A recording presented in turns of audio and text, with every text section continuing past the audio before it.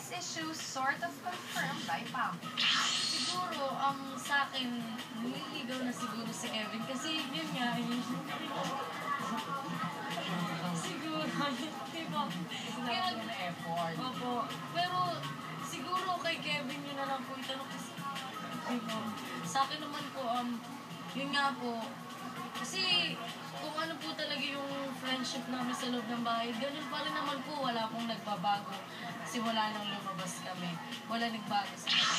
When asked about Kevin's chances if he does officially court her, Pamu says, Open naman po ako dyan pagdating sa ligaw. Open naman po ako dyan, pero hindi naman po ako nagsasara ng pinto ko para sa mga ano. Pero kay Kevin po, okay naman po kami ni Kevin. Friends po talaga.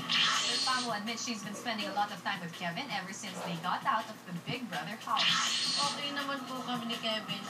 Mas nakikilala po namin yung isa't isa dito sa labas kasi yun po, sa workshop nakakasama ko rin po siya. At saka parang halos araw-araw po ata kami magkasama nagkikita sa workshop. Kaya siguro po mas nakikilala po namin yung isa't isa. As to whether she'll be giving out her sweet yes to Kevin soon, Pamu says, Sagot? Siguro muna.